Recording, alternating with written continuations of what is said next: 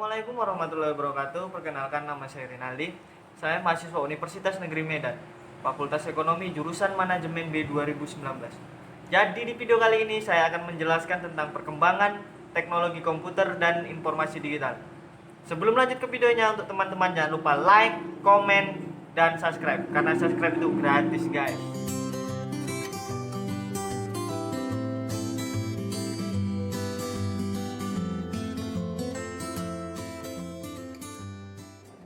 Pada tahun 1816, Charles Babbage menciptakan mesin bernama The Difference Engine. Mesin ini mampu menyelesaikan perhitungan logaritma. Dan di dalam mesin ini terdapat input, penyimpanan memori, dan output dalam bentuk cetak kertas. Konsep ini dinilai terlalu maju dan kurang akan dukungan sehingga terbengkalai. Charles Babbage juga menciptakan mesin bernama The Analytical Engine. Namun, mesin tersebut juga mengalami kegagalan. Tetapi ide dari Charles Babbage ini membentuk komputer modern pada tahun 1937.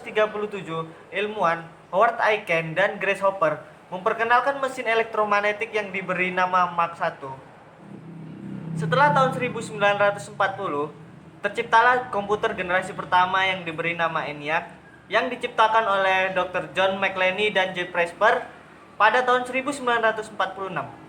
Komputer ini terdiri dari 18.000 tabung vakum dan teman-teman tahu beratnya yaitu mencapai 30 ton atau setara dengan 6 gajah Asma Afrika. Selanjutnya itu ada komputer generasi kedua, yaitu pada tahun 1959 sampai dengan 1964. Komputer generasi kedua tersebut menggunakan transistor dan dioda untuk mengganti tabung-tabung vakum dan menjadikan ukuran komputer generasi kedua itu menjadi lebih kecil dan lebih murah.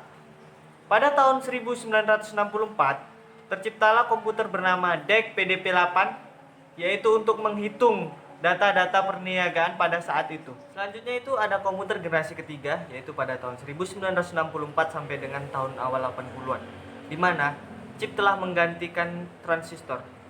Chip tersebut mengandung ribuan komponen transistor di dalamnya, sehingga membuat komputer generasi ketiga ini menjadi lebih kecil dan lebih ringan. Contoh komputer generasi ketiga itu ada IBM 370, di mana di dalamnya bermunculan bahasa pemrograman yang baru. Selanjutnya itu ada komputer generasi keempat, yaitu pada tahun 1980-an, di mana komputer generasi keempat ini menggunakan chip dan menggunakan prosesor Intel, sehingga membuat ukurannya menjadi lebih ringan.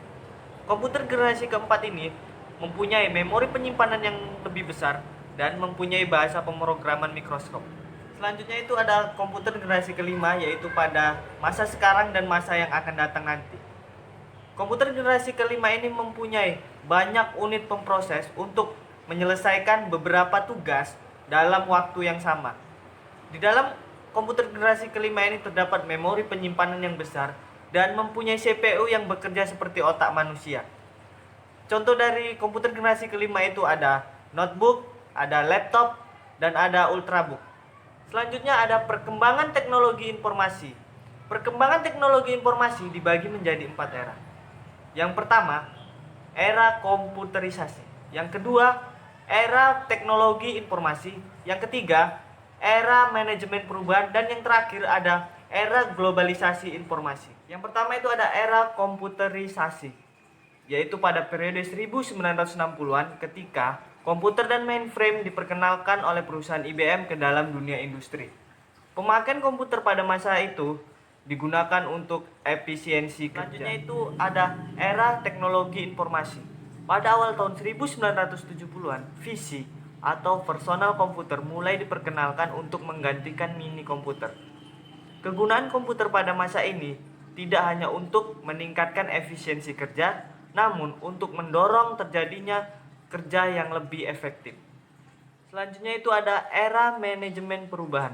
Pada era ini ditekankan adalah sistem informasi, di mana komputer dan teknologi informasi adalah komponen yang paling penting. Keberhasilan di era ini adalah penciptaan dan penguasaan sistem informasi secara cepat dan akurat. Dan yang terakhir itu ada era globalisasi informasi. Pada awal tahun 1990-an, internet mulai diperkenalkan ke dalam dunia industri.